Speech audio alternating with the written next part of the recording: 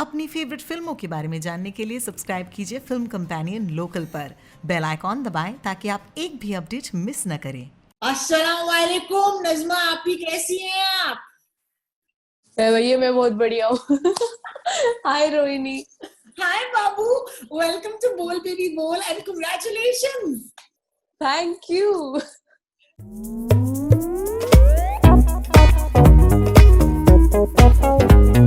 Congratulations on the show. मैं बहुत Thank खुश you. हूँ तुम्हारे लिए। How have the last couple of days been? मुझे बताओ क्या हुआ है? Like, is there something that you can tell कि हाँ रो, I have to tell you this about what success feels like. बताओ। मतलब लास्ट कुछ दिन तो बहुत हेक्टिक रहे हैं। मतलब हम जब से मुंबई आए हैं तो पहले तो यही था कि घर सेट कर रहे थे। हर दिन कुछ ना कुछ हो रहा था। किसी दिन चाबी घर के अंदर भूल गए, हम बाहर लॉक हो गए। ये हर दिन कुछ ना कुछ नया हो रहा था हमारे साथ मुंबई में। यहाँ हमने सुना पावर कट कभी नहीं होता है। हम आए तो वो पावर कट हुआ था यहाँ पर। वो पूरे पूरे आधे दिन का पावर कट। तो ये सब हमारे आने के बाद ही हो रहा है। मतलब इंटरेस्टिंग लग रहा है सब कुछ। मुझे तो काफी मजा आता है। यहाँ मुंबई में रोड्स काफी पतली पतली हैं। मतलब इतनी तो दिल्ली में सर्विस लेन होती है जितनी यहाँ पे रोड्स है। पर मजा आता है मुझे। मतलब शूट की एक अलग लाइफ है। शूट पर जाकर मुझे पता चला था कि जैसा हम टीवी पर देखते हैं वैसा कुछ शूट नहीं होता है। मतलब मुझे नहीं पता था कि एक ही वॉल को वो लोग किचन बना देते हैं, एक ही वॉल को लिविंग रूम बना देते हैं। और वो सब देख के मुझे इतना अच्छा लगता है ना कि यार ये कितने क्रिएटिव लोग हैं। हाँ, तो मतलब मैं तो तुम करती थी ये, लेकिन पूरी दुनिया जुगाड़ू है। मैं नहीं भाई, मैं कुछ भी नहीं करती थी। मैं तो सिर्फ एक सफेद पर्दे के आगे बैठ जाती थी। जी हाँ। वो लोग प्रॉपरली काम कर रहे हैं कि अगर कुछ बनाना है, मतलब पीछे रूम दिखाना है तो 4 टेबल आ जाएंगी, एक दीवार बन जाएगी ऐसे। मतलब वो सब देख के मुझे बहुत अच्छा, मतलब काफी फैसिनेटिंग है वो। मैंने नहीं सोचा था, मुझे लगता था रियल घर होते होंगे रियल घर। ये सब देख के। हाँ, देखो मैंने यही लगता था।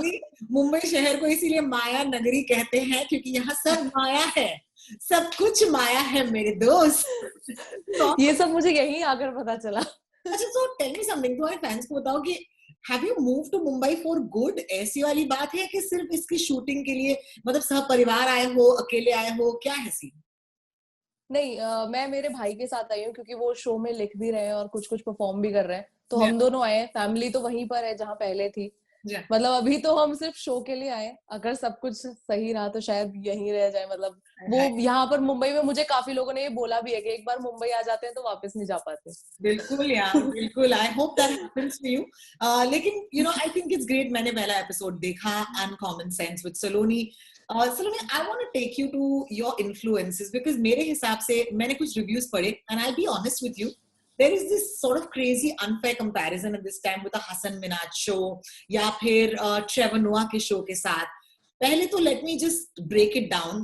The idea of having a female, sort of late night show host जिसे कहते हैं, अमेरिका में हाल ही हुआ है लिली सिंह के साथ। And I think for India to have done this, so I want to congratulate Sony Live जिन्होंने तुम्हें अप्रोच किया।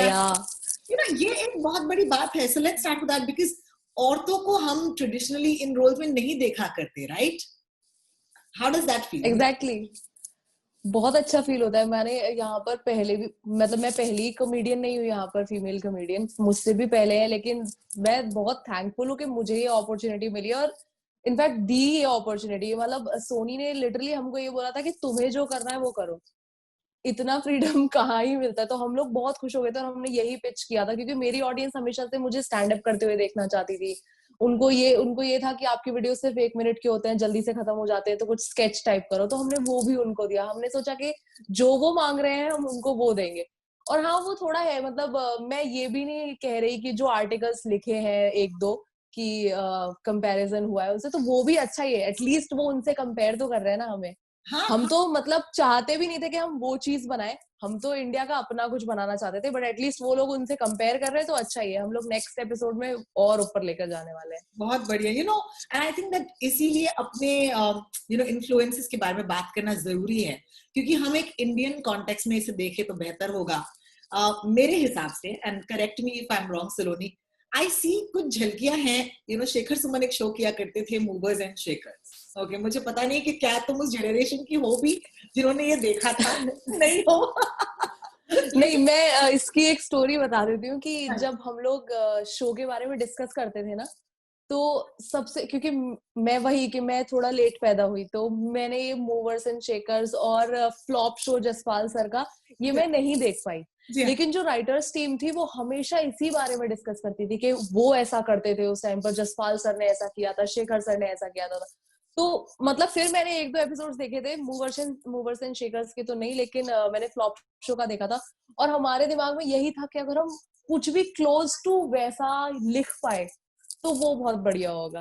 This is amazing, and also I'm assuming कि growing up, when you were probably in school, Great Indian Laughter Challenge जो था वो सबसे ज्यादा popular था, तो क्या तुम ये शो देखा करती थी? क्या ये तुम्हें पसंद था? हाँ, तो मैंने लाफ्टर चैलेंज बहुत अच्छे से देखा है। तब मेरी वो एज थी कि मुझे जोक्स भी समझ आते थे और मैं टीवी भी देखती थी। तो मैं और मेरा भाई साथ में बैठ के लाफ्टर चैलेंज बहुत अच्छे से देखते थे, राजू श्रीवास्तव ये सब। तो उस टाइम पे कितना बढ़िया रहता था वो। और फिर वो वही है कि आना बंद हो गया ये है, लेकिन अब वापस से स्टार्ट हुआ है और मुझे बहुत सही लगता है। मतलब मुझे तो हमेशा से स्टैंड अप करना था, तो हमने शो का फॉर्मेट ही वही रखा कि स्टैंड अप भी रहे और करंट इश्यूज के ऊपर भी बात हो, जो चीजें एड्रेस करनी है उन्हें भी एड्रेस करें। That's fantastic. What I also noticed is the fact कि जब तुम वीडियोस इंटरनेट पर बनाती हो सलोनी, तो the timing is unbelievable. Like मुद्दा आज 1 घंटे पहले नहीं निकला और 1 घंटे में तुम्हारा वीडियो, इवन अभी यूएस इलेक्शंस को लेकर मैंने तुम्हारा वीडियो देखा, you're my daily dose of laughter, right? लेकिन इसमें obviously जोक्स थोड़े से लेट, तुम्हें जोक्स को पकड़ना पड़ता है और फिर उन्हें लिखने पड़ते हैं और फिर उन्हें बाहर लाना पड़ता है। ये जो एक छोटा सा जेस्टेशन पीरियड जिसे कहते हैं जो होता है, ये how does it work for you? Does it are you बेचैन? आर यू अरे मुझे जल्दी से शूट करना है? बिकॉज़ एक इंतजार तो होता है ना सेट पर जाकर ये एपिसोड शूट करने का।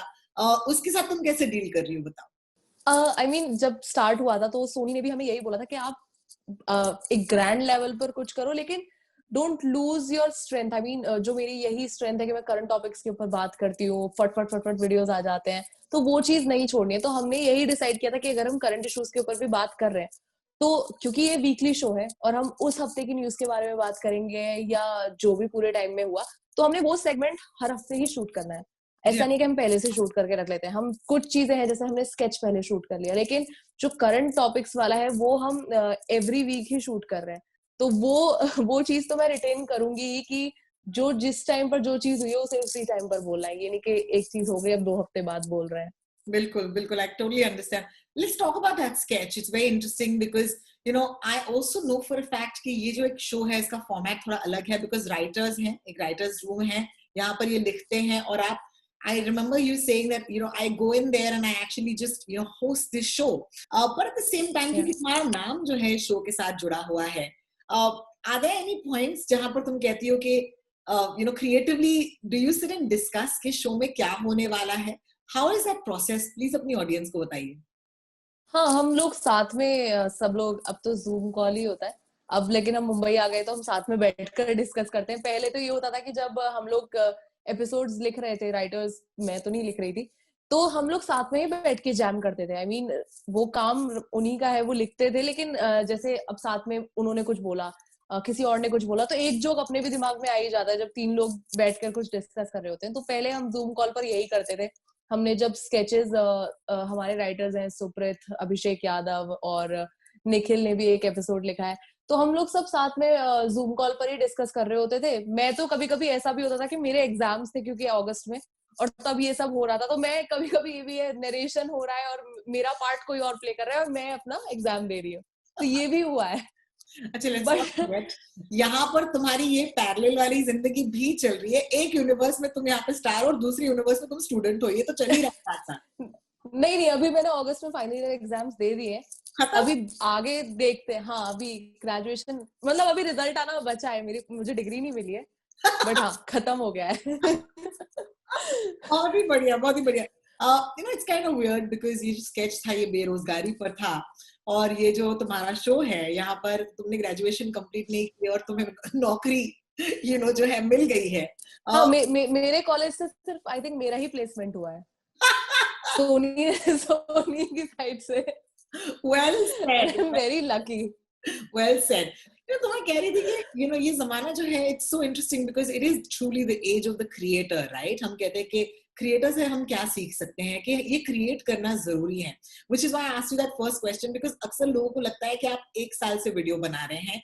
Actually the truth is that you been working for way longer than that, and वो अपनी एक मोटिवेशन होती है. पहले तुम किसी और के लिए नहीं, खुद के लिए काम करते हो, खुद के वीडियोस बनाते हो. और what I also found interesting is that तुम्हारा शो लॉन्च हुआ, बहुत सारे फैंस, ओके, ये मैं जानती हूँ, तुमसे पूछ रहे थे कि क्या आप अपने वीडियो बनाना बंद कर दोगे, एंड एज एन आंसर और रिस्पॉन्स परहैप्स तुमने ये खुद के वीडियो लगाना शुरू किए.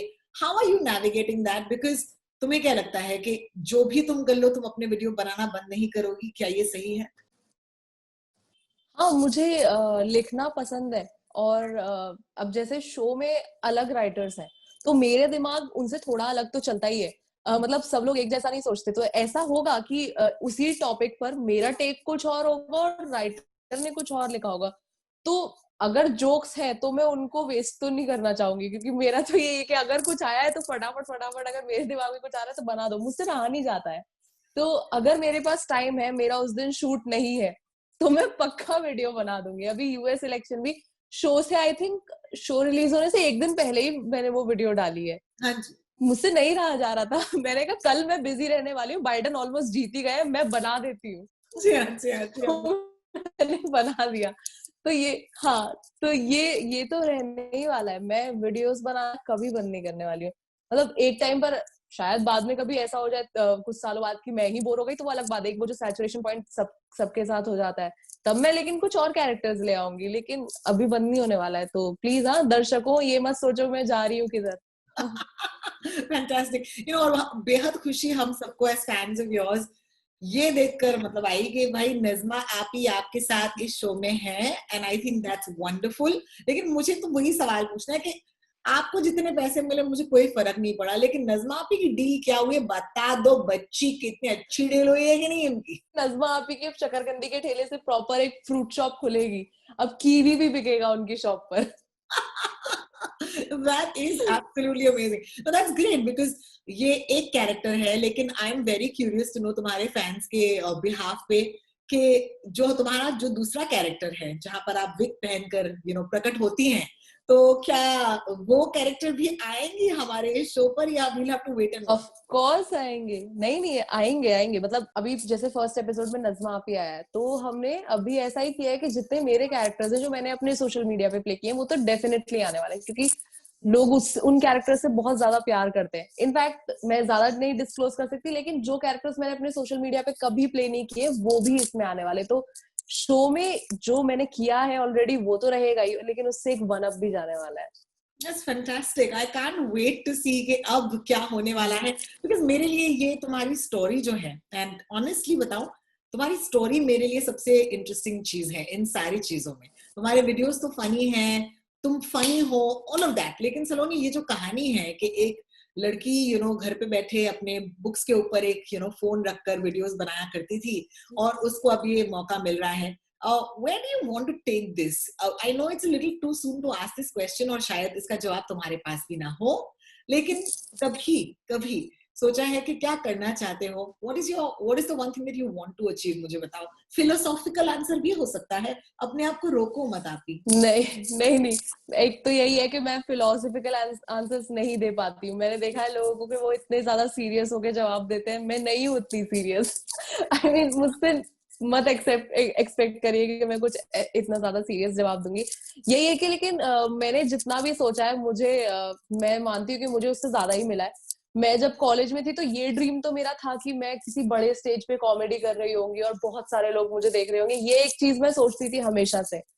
पर मैंने ये नहीं सोचा था कि मुझे सीधे ग्रेजुएशन से निकल के एक शो मिल जाएगा, वो भी इतने अच्छे राइटर्स, इतने अच्छे डायरेक्टर्स के साथ, इतने अच्छे प्लेटफॉर्म पर.